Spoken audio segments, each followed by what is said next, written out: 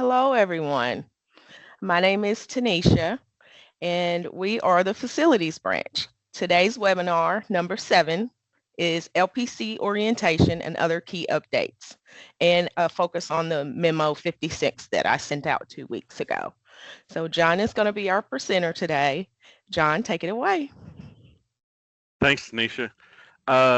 Welcome, everybody. Good morning on this fine February 26th today. Again, I'm John Gilbert. For those of you who may not know me, and I'm going to guide you through this presentation today. Hopefully, you should be seeing a screen for a PowerPoint presentation with the title, and you should be seeing myself. A little bit of um, information here. If you have a question, we will take those questions at the end of the presentation. Um, and there should be a Q&A button at the top bar if for those not familiar with Teams or are not in it very often. But hit that Q&A button. You should be able to type in a question. Marcus Highland is here with us today. He's going to monitor those questions and bring those up at the end or answer those along the way if he can. And with that, I'm just going to proceed with the presentation itself. Again, this is webinar number 7, Facilities Branch, LPC Orientation and Other Key Updates. This kind of stems from a memo 56 that was sent out 3 weeks ago. The invite to this presentation was sent 2 weeks ago, and we look forward to informing you further. Let's see if this thing, there we go.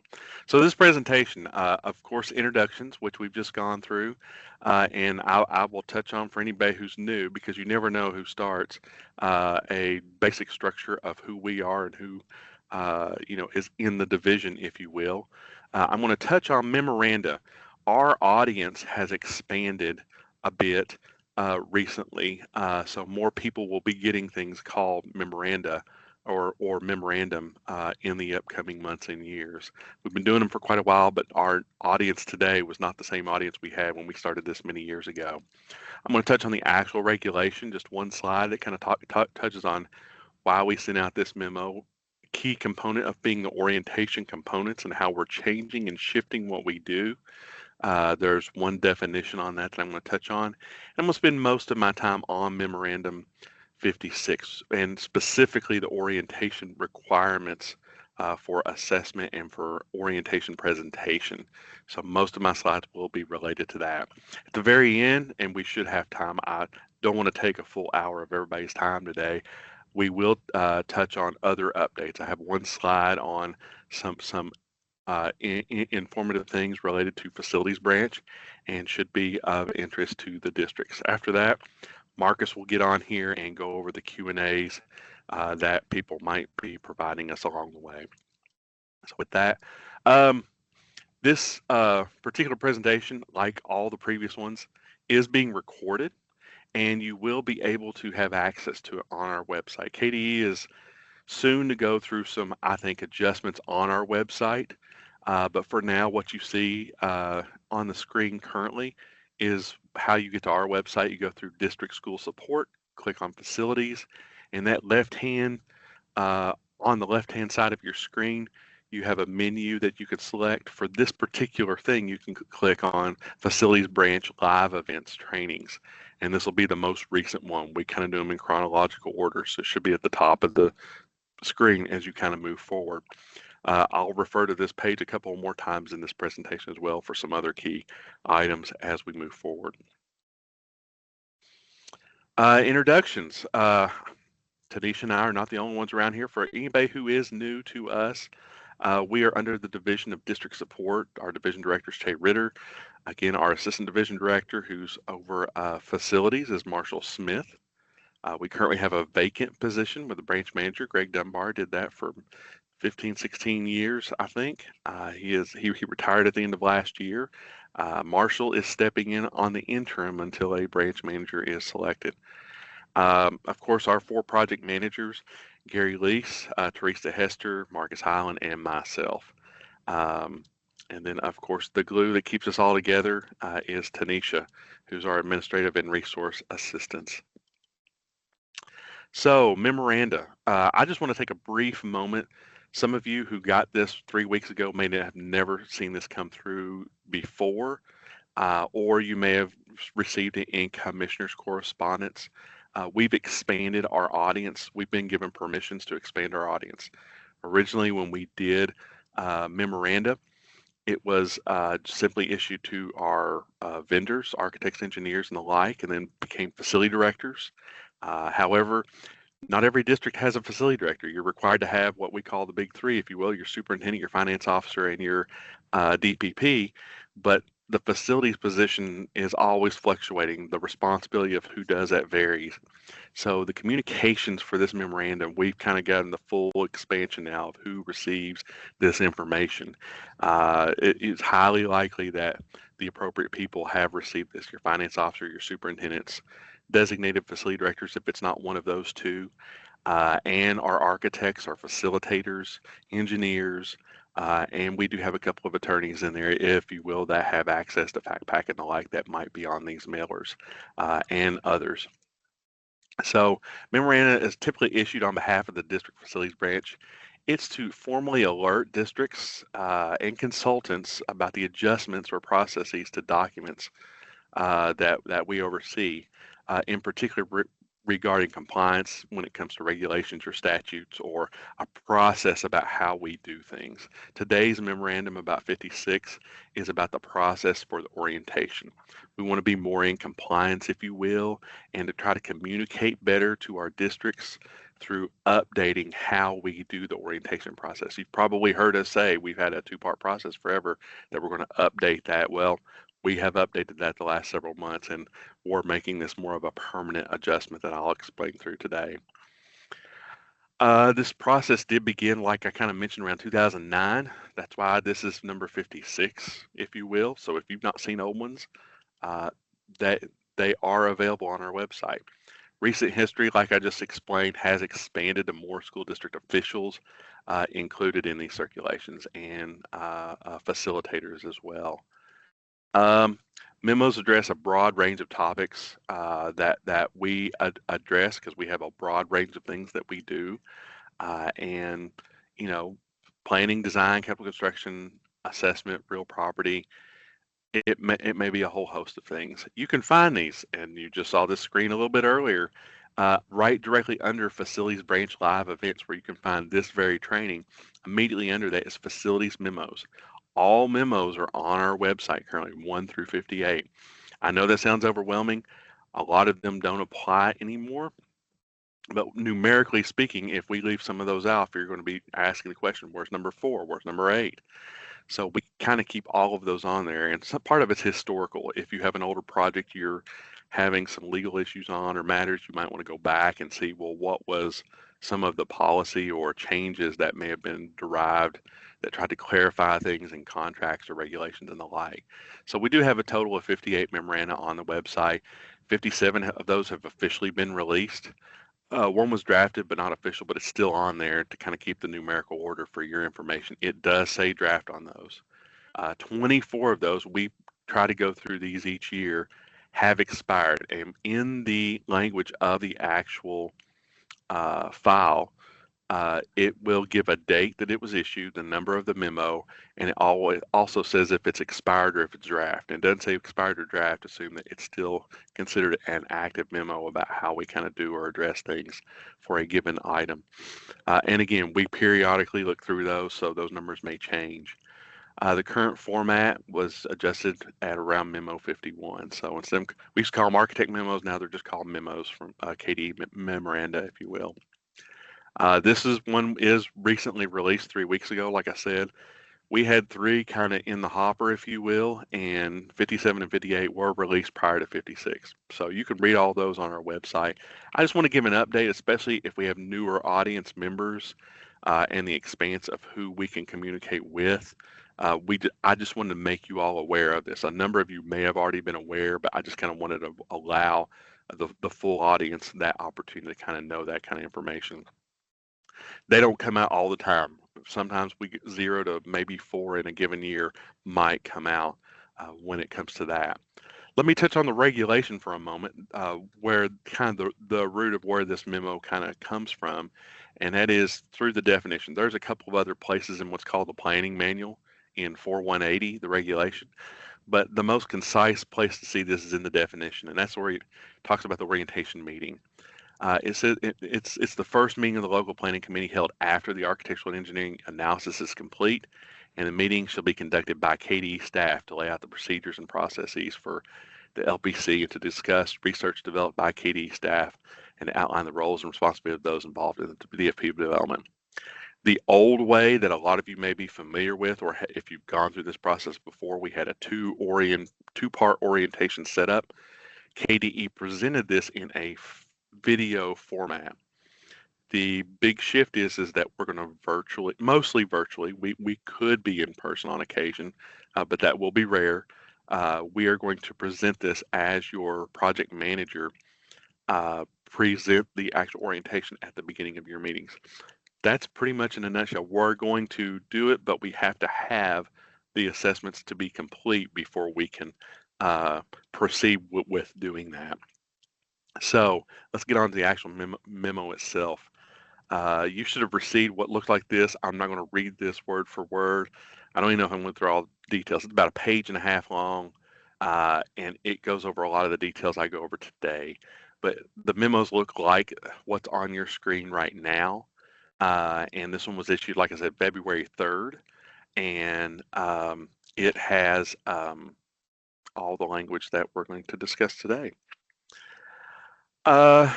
This memo alerts school districts to their consultants of shift in how that orientation process is going to occur.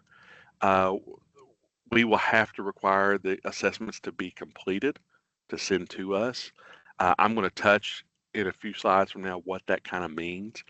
And we're adjusting from a two-part orientation to a one orientation item at the very front. That gives districts more time and opportunity because you have a minimum of 3 meetings for that process. To have that middle meeting to kind of truly draft, where you spend the first meeting all in orientation and getting information from facilitators, architects, engineers, physical agents, about your monies, your building assessments, and your needs, and all that on the front end. And then requiring DFP project managers like myself. I work with 43 school districts, and then my peers that I just mentioned earlier, they also have 42 to 43 school districts. We would make that attempt to present those orientations virtually, not unlike, very much like what I'm doing right now. If I'm not available for my district, certainly one of my peers, Marcus, can fill in for me. I can fill in for Marcus if a district really needs to kind of move forward. So we have some flexibility that way, but we really want to try as best we can to have the direct contact of being the primary project manager for a given school district to actually do that presentation for each given district when as much as possible. But if timing is important, we can always find somebody to fill in for us as we move forward. So I'm going to take a few slides here to talk about the assessments and their requirements in general. Just kind of trying to stay at a high level here. I'm sure a lot of you may have questions on this, and if we don't get into them today, you can certainly follow up in email, and we can try to clarify those further. But before you begin the actual assessment process, we highly encourage districts and their design professionals get together and determine which buildings need to be assessed to complete the assessment process. If you have questions on what needs to be, you can always call us. Call your project manager. If you need a quick Teams meeting between yourself, your design professional, and us, we can do that. You just need to give us a call or shoot us an email and say, hey, we've got these 12 schools and I got these 18 buildings. How many of these do I need to assess? What are the requirements? I'm going to touch on some of them today, but there may be some nuances here and there that you have questions on.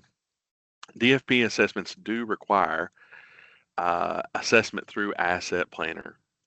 Just kind of want to make you aware of that. That's also what KFIX is utilized for, which is another component for another requirement for another presentation for another day. This is, assessments should be reviewed by design professionals. All qualifying school centers reported to KDE having a school classification, including facilities housing these school centers whole or in part. So you may have a elementary school, let's say, or one building that has an elementary school and a middle school in it. The school district may have reported to the department, excuse me, to set up a formal elementary school and a formal middle school, and you might have a principal for both. Those might be two what we call A1 facilities. I don't want to get too much into classification because that's not the intention of this program today, but it might be one building that you're assessing, but it's for two distinct different programs. And how you report that ends up getting becomes an important thing. And likewise, you can have one building with all the elementary and it's pretty simple, or you might have multiple buildings showing a school center. A high school might be four separate buildings or something like that. All qualifying support facilities also should be assessed. And by regulation, that's specific to central office, bus garage, storage, and maintenance buildings. DFP assessments are not necessarily required for newer schools less than 15 years old. This is for the planning part.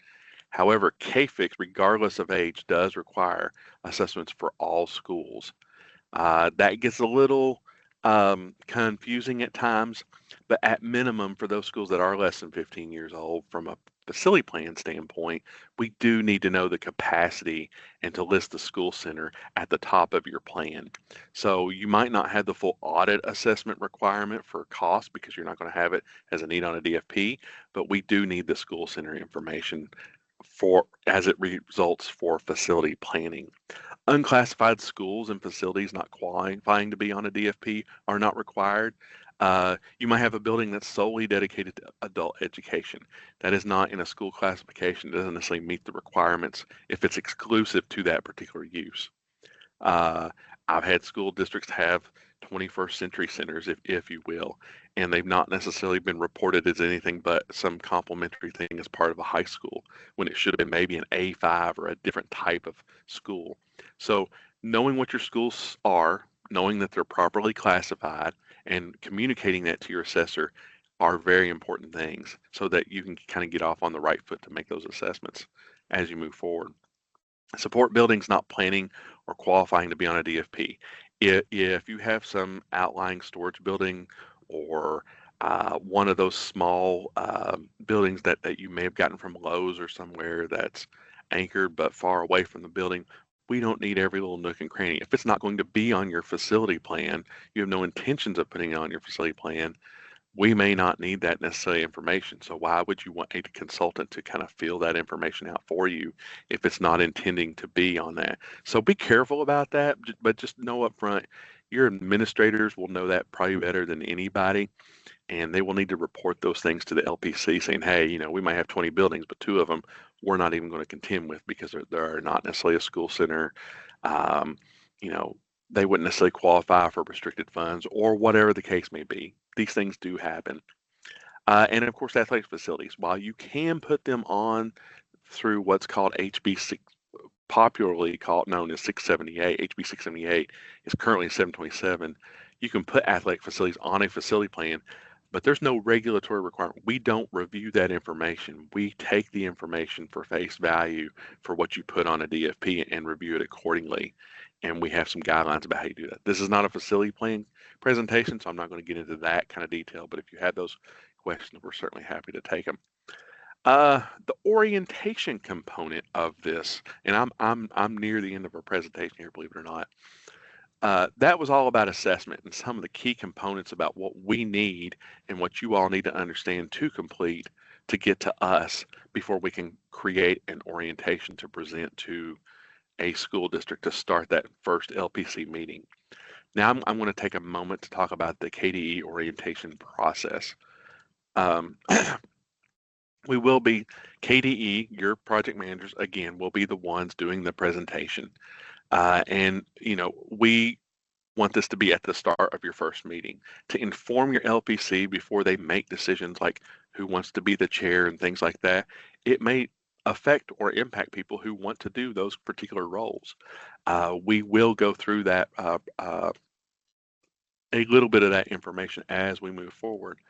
Coordinate, you know, since we are doing those meetings, you do need to coordinate with your project manager dates and times and audiovisual capabilities prior to the presentation. Make sure that you have a screen that everybody can see. If you have your LPC meeting in person, and of course your board can be part of that particular meeting as well. Um, that they can see us and see the presentation, and coordinate that with your project manager. 2 or 3 days out, maybe schedule a mock presentation if you're unsure, so that all parties can be able to listen, be able to see, and do the appropriate things, so that it kind of runs a lot smoother for you, so you can keep that ball rolling for your meeting. Presentation lasts approximately, we've been, just to let everybody know, we've been piloting this new orientation process since I think September. Adair County was the first one. That's one I did. We did the very first one in person. That one took me 90 minutes, and I promise you the future ones will not take that long. But we learned a lot from this pilot process, and we've been able to whittle down the length of that presentation. I think something like 80%, don't quote me on that number, but a majority of this presentation is standard and does not really change. It's really at the end has specific specialized information for districts. So I think these have been working around 40 to 60. And when we get to Q&A, Marcus may want to comment on that. He's done a few more of these than I have since we've begun this process. I've got a 4 or 5 waiting in the wings to do, but um, that's where I think the length of the presentations are kind of going. Topics, this is kind of a teaser, if you will. The orientation itself, again, at the beginning, again, we will present it, and we will have the assessment information to us to utilize on a couple slides that we will be, handing over to you for your LPC to use. The presentation summary of that includes the following topics. Of course, we'll do introductions. We will talk about what the local planning committee is, who they are, where they came from, why they are doing what they are doing, and just give a general overview so that your LPC understands why they're there, who they are and why they're there, the cross section of the community that they are, to review the information presented to them, to draft something for your board to approve. That's what they do in a nutshell. So we will take a little more time to kind of go through that in a presentation. We will do a process overview.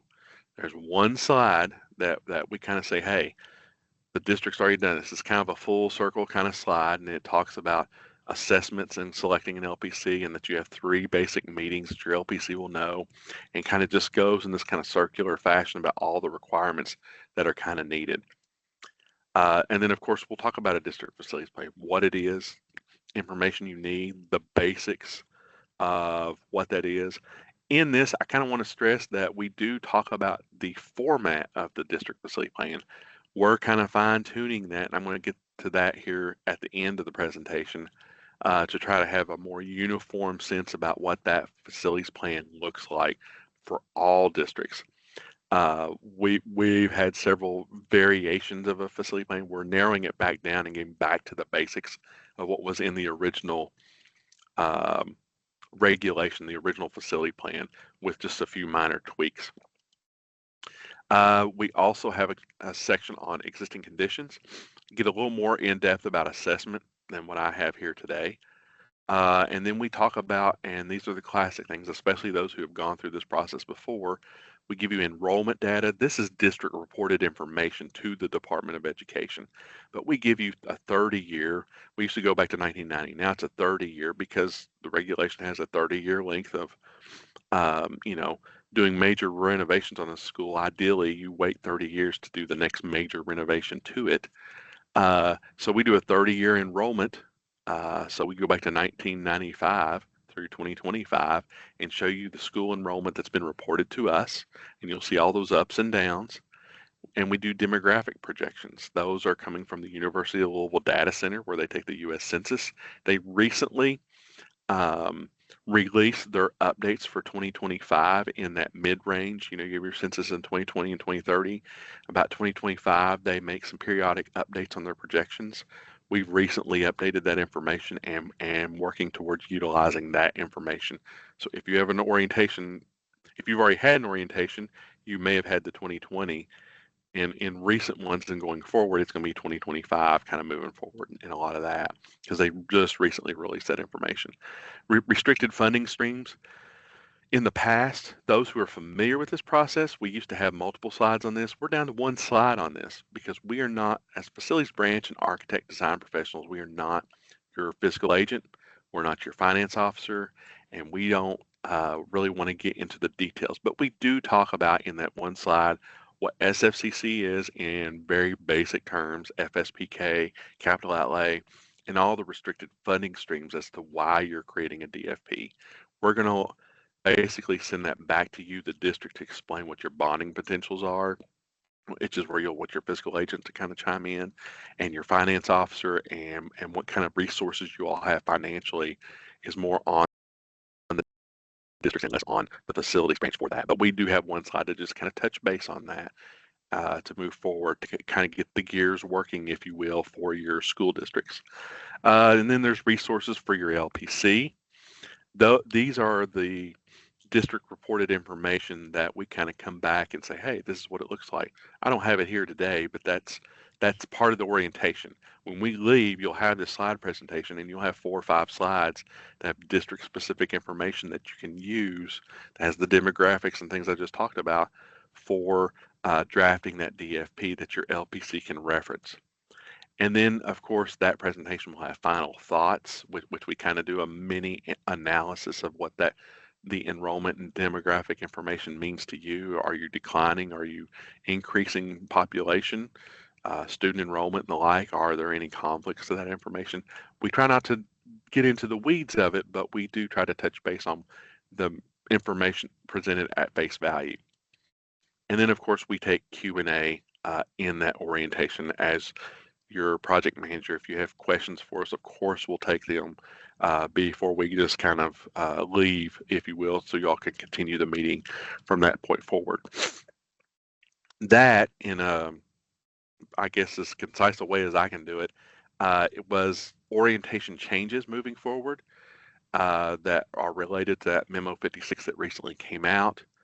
And what it means for assessment and what it means for the orientation process. Other updates also include, just for your information, if you don't already know this, insurance replacement values, which this is the other updates, if you will, of the presentation. Now, I've only got this a couple slides here. Insurance replacement values, they were released February 5th, 2026, so just a few weeks back. Uh, Remember this slide when I talked about facilities branch live events and facility memos? This is our main page, if you will.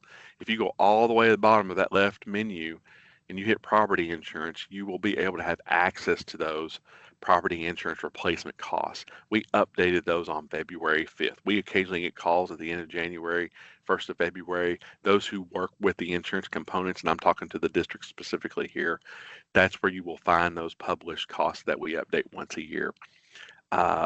That is a regulation. We have very limited. We don't have a lot of things that we do. The only thing we really do for insurance are those replacement values, and which we associate with facility planning and the like. So that's where you can find that information. Also, other updates: DFP startup packet. As we're working with this orientation and doing some of the beginning parts, when you request to start that process, what we're sending you will look a little newer, a little fresher, and come with more instructions where we feel we're trying to simplify things in some areas, but give more concise instructions where we may not have had instructions at all. So we're trying to improve the things that we're sending out and trying to give you more concise information along the way. So that will include a startup packet information that has enhanced instructions or improved instructions for LPC rosters. The roster itself is slightly updated. We are required to still get all the same information, but now we're giving you instructions. We don't want you to necessarily check the boxes more than we want to put the number one because it tallies things for you.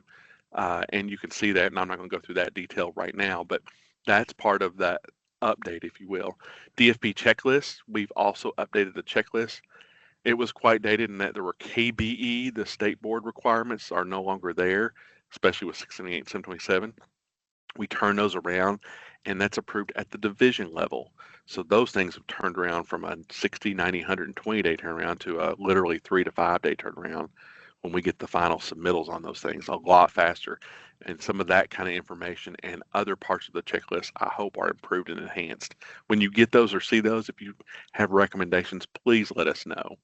And then the current update on the DFP format.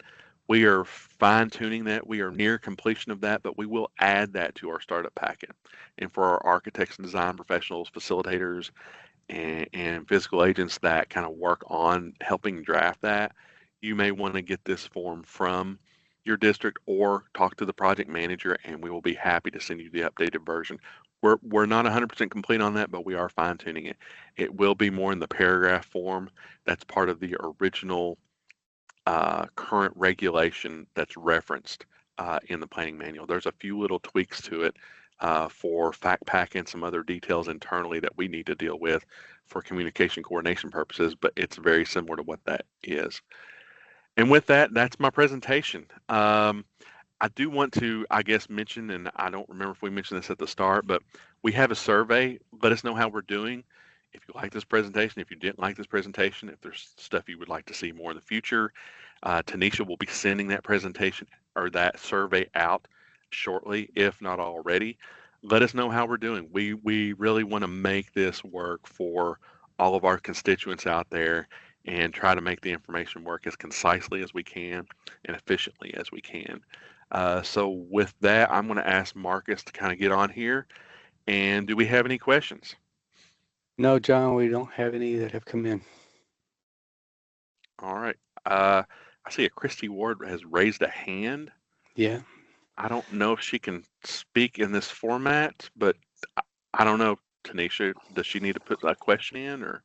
Yeah, Christy, you should be able to click the Q&A at the top of your screen and type in a question. You may have to hit the drop-down menu to add a question. Once you click that Q&A icon at the top, it should populate to the right of your screen and allow you a drop-down menu to ask a question. So we'll wait a few seconds or a few minutes for you to get that typed in. Marcus, not to put you on the spot Yep. while people are maybe I putting do have questions two in. now. Yeah. All right, good. Go ahead. No, you go ahead. Let's do these questions. Sure. So Jonathan Ruiz has asked, is there an official new facilities programming document or school model program to utilize? You want to answer that or you want me to? I will, and if you want to expand on it, feel free. The answer Sure. is no.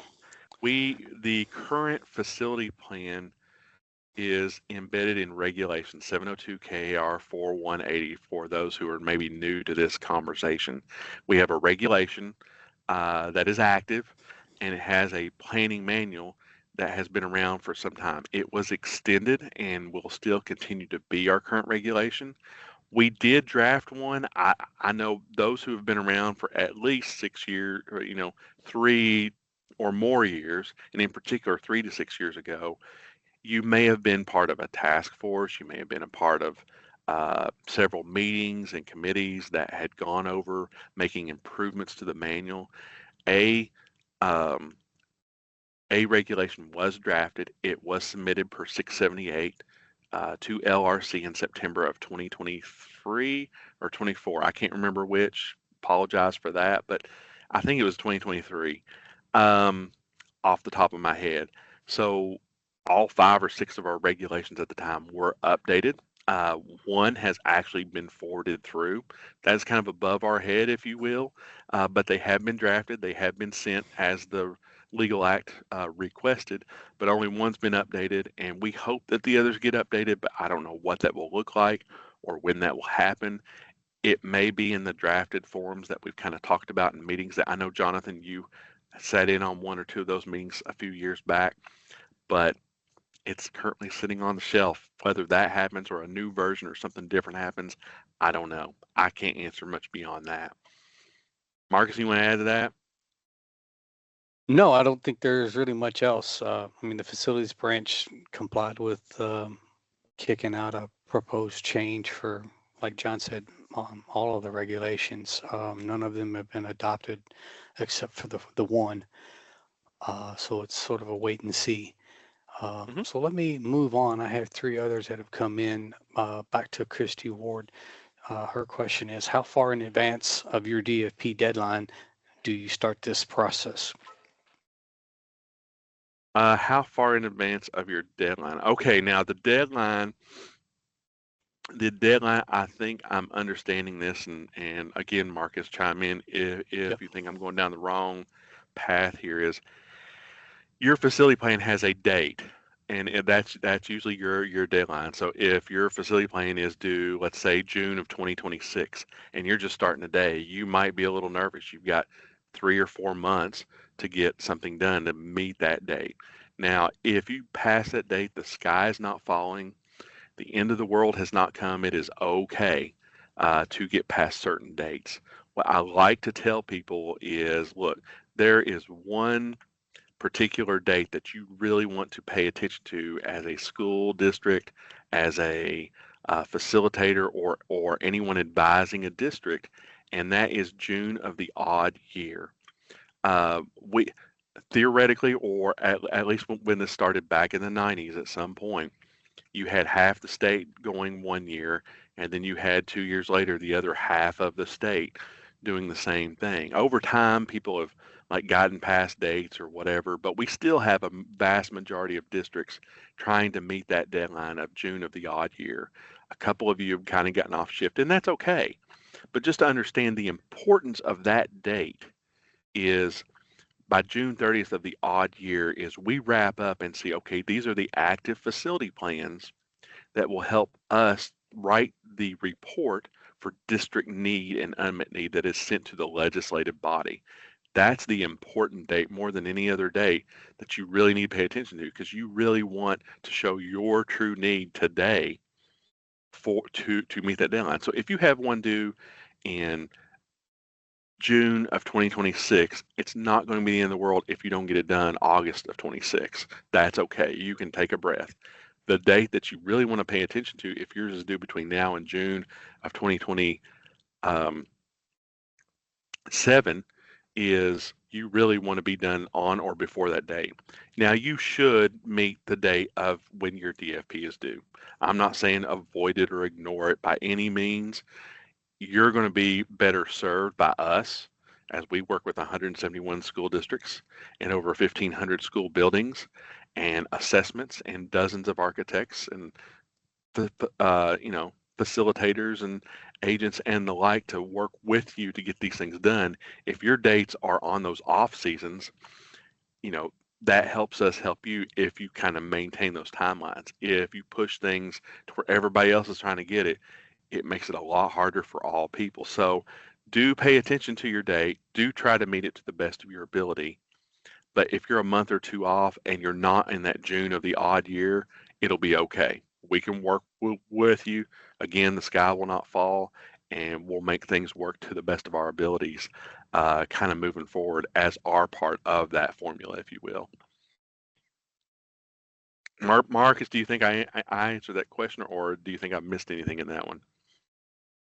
Well, I think that, like you started off with, it depends on what the nature of the question was really geared towards. The other part Mm-hmm. of that she may have been asking, and we have been encountering as we'll call it a learning curve for the districts that have already gone through the Sure. new orientation, is when a district is initiating the new DFP, what we are seeing is most of the time they have not completed their assessments, and that becomes Mm-hmm. something that stalls the process.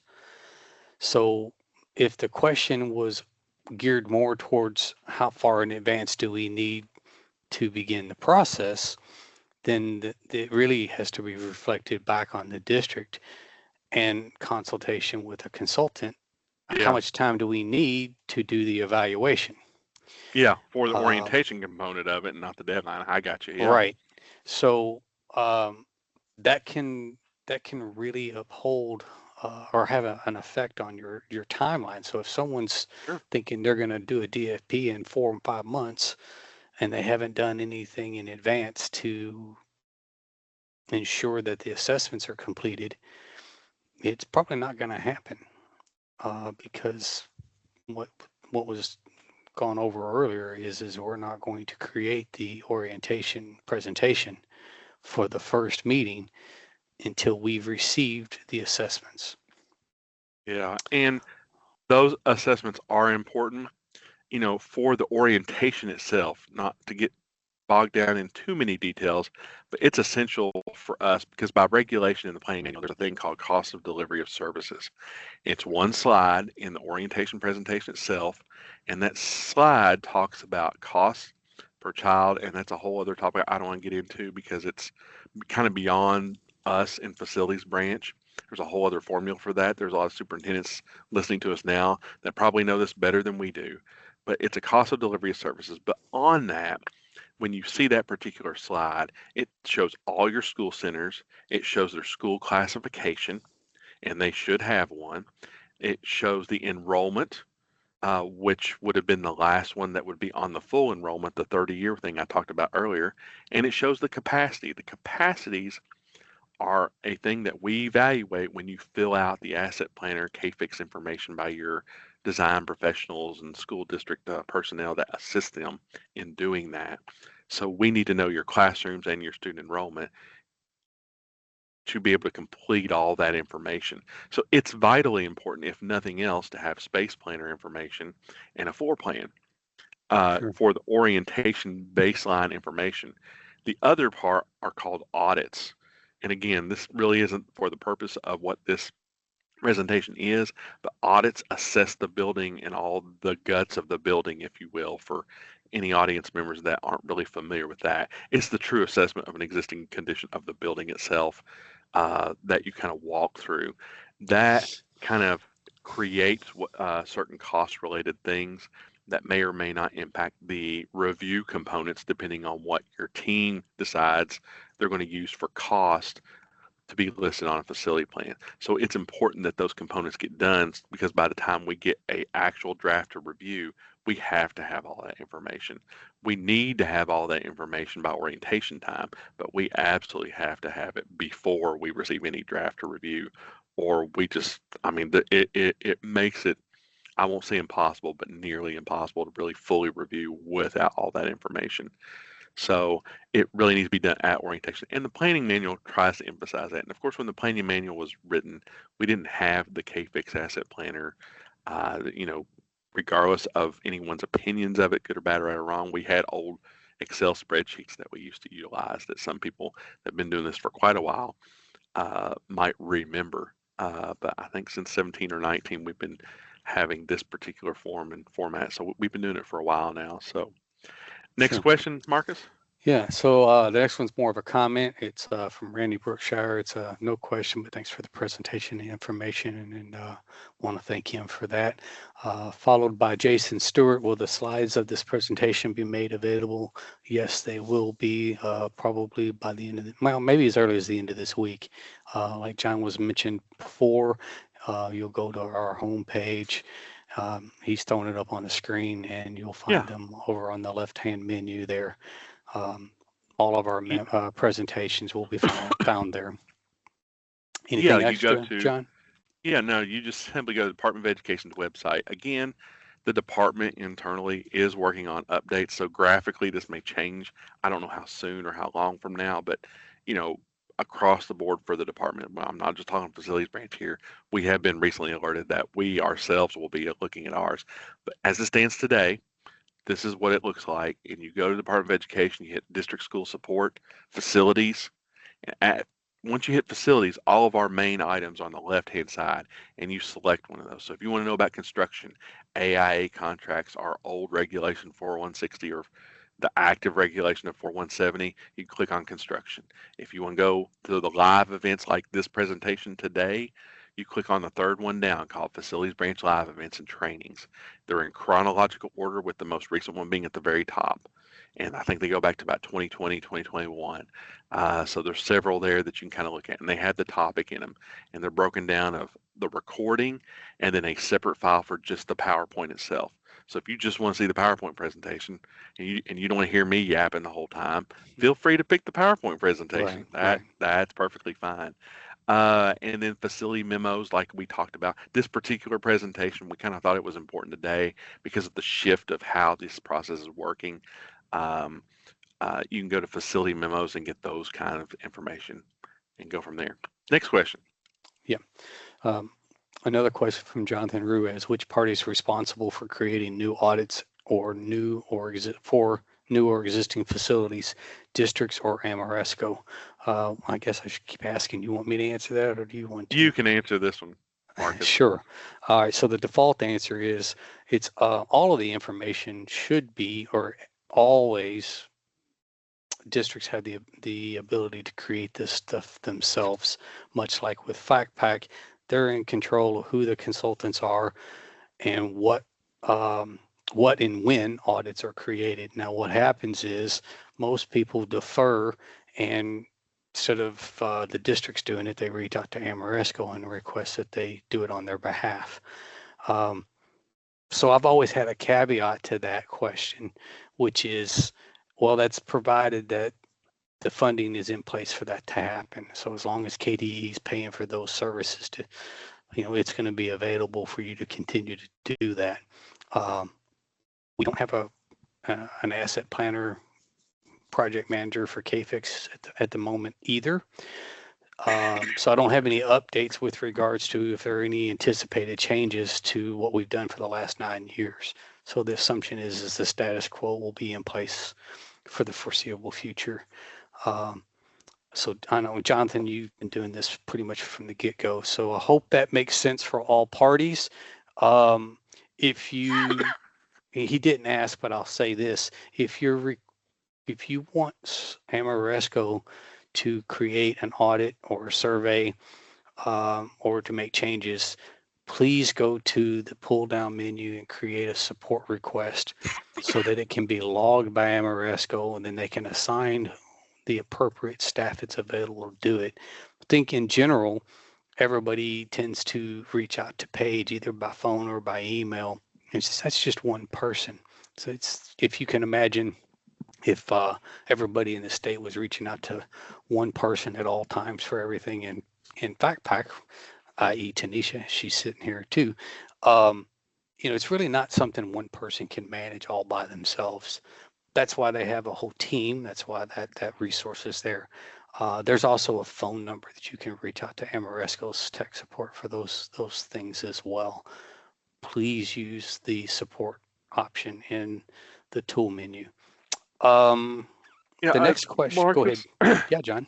I want to add, I had a slide of, I think it's vitally important that a school district sit down with their consultant, and feel free to call us. I mean, we don't need to be a part of a longer meeting, but meet and determine what buildings are going to be considered for your DFP and what buildings have school classifications and how all that works. I mean, it would probably be good for us to have a presentation in the future to kind of explain, because I know not all of our audience members may be well versed in what a school center is versus what a school building is versus what a school classification is, and how all those kind of interact and help work to determine, what a school is and how it helps or impacts how you're going to show it and list it on a DFP. Um, and we that might be helpful in the future. I don't know. You can put in the Q&A if you'd like to see a presentation like that in the future. We won't comment on it here, just to know that people show that as an interest. But having been in private practice, and Marcus can kind of echo this too, a architecture firm doesn't want to expend their resources on buildings if you're not going to put them on your facility plan and aren't necessarily required. But at the same time, you don't want to do the same thing that may have already been done as well. So there's a balancing act there. I know, I wish I just had one quick, simple answer for you on this.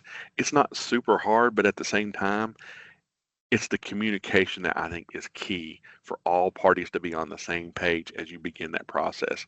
It will certainly streamline things for you, the district, because you don't want to pay any more than you have to.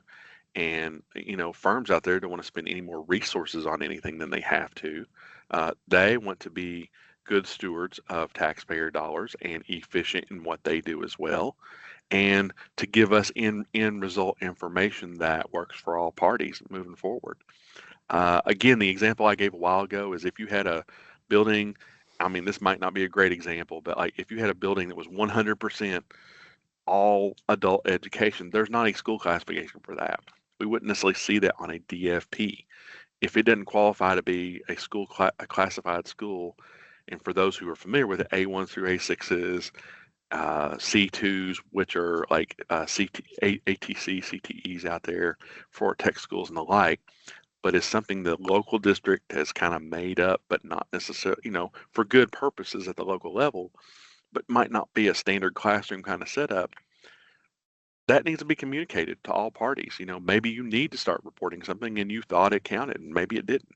So just kind of think about through those things at the very beginning so that things can go a lot more smoother through the process. You don't really want to get to the LPC meeting and then all of a sudden realize the building you were doing has been classified wrong, shown wrong, or didn't even need to be evaluated altogether. So just keep that in mind. So I'll piggyback off of that. It's something that comes up pretty frequently. There are districts who want their information reviewed and for internal use, for their use, not for ours.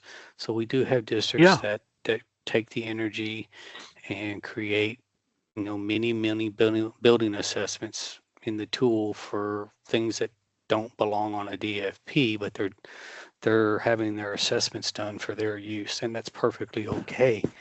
But just because you have an assessment done doesn't mean that we're going to publish it, nor does it mean that it's eligible to be on a DFP. It's really what John's talking about. Yeah. So there are criteria for what types of buildings are eligible to be in priorities 1 through 4. And again, that's the language that John's speaking to.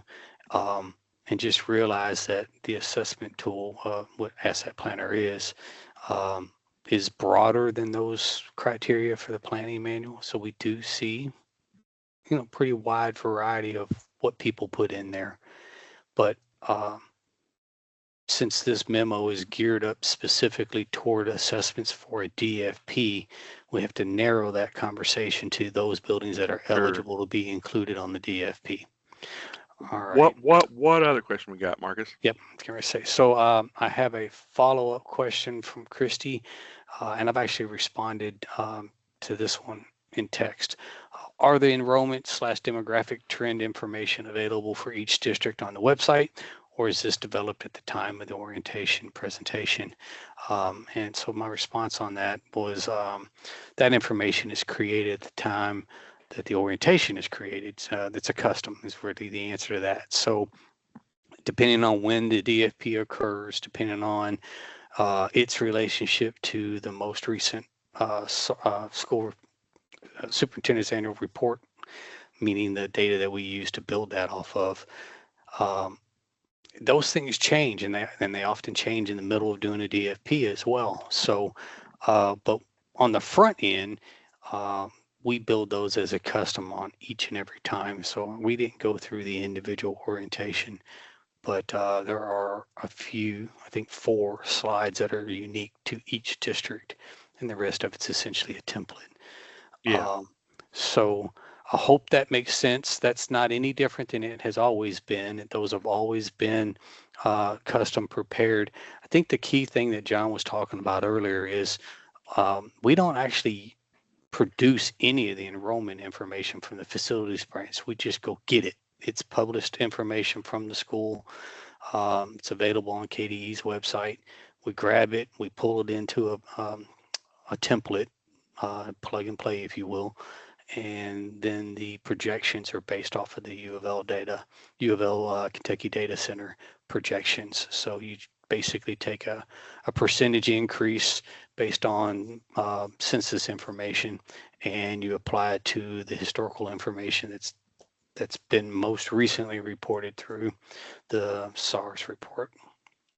I still see that Christy's hand is up, but I don't see any additional questions that she has posted. Anyone else have questions? Let me throw this out here, and we'll hang on the line whether we have questions or not for at least 60 seconds or something here. Sure. Past the last question we get. I mean, we have dozens on here. Are there topics that people would like us to present on? I'm just going to throw that out there. It's not a question, but if you want to get into the Q&A and say, "Hey, I would like to know more about this," let us know, and we will try to plan for that. If we don't get to it this year because we do one of these a month, we might try to schedule it for the upcoming year.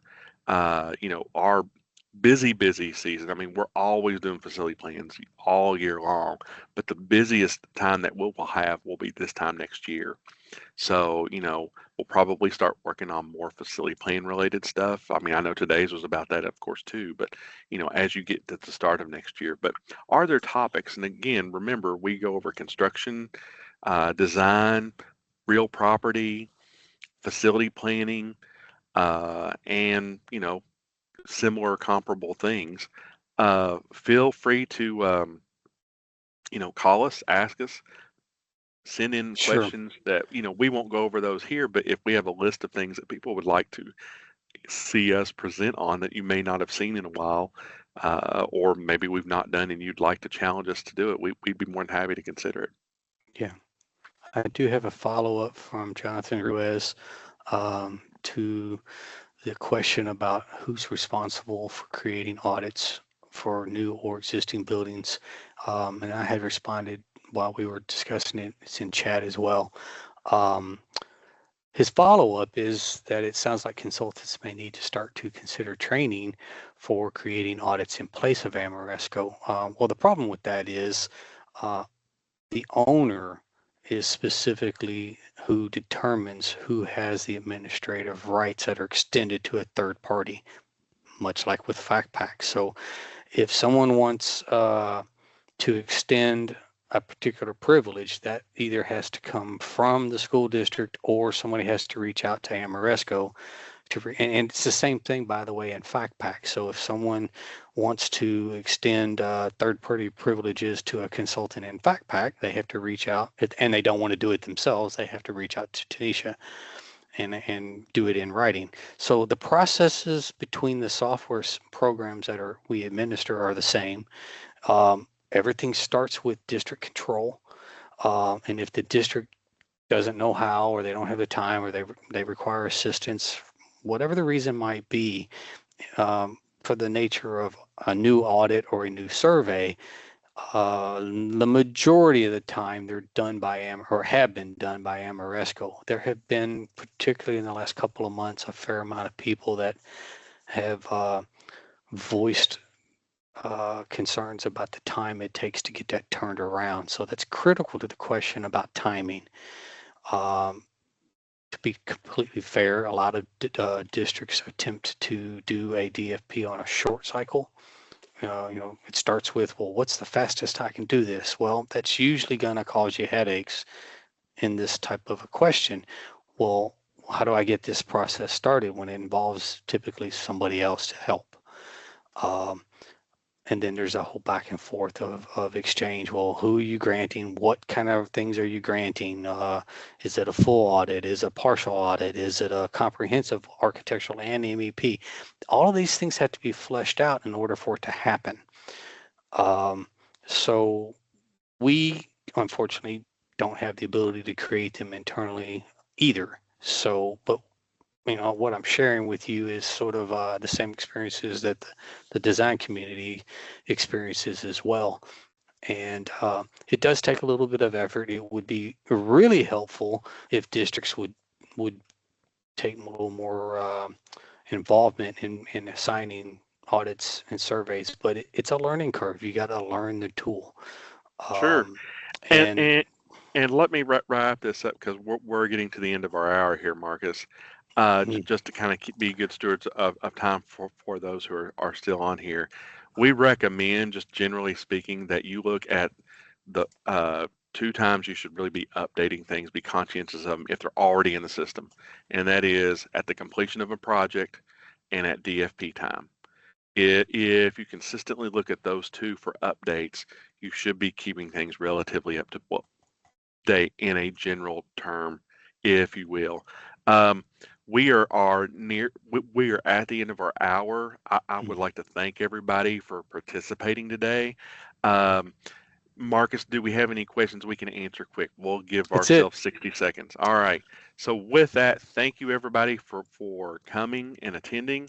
Again, if you have ideas for presentations, we're more than happy to take them. Email your project manager, email Tanisha, myself. I would like to thank Marcus and Tanisha here as well today. And I know Marshall was in the background as well. Thank you everybody. Have a great one, and we'll see you next month. Thank you all.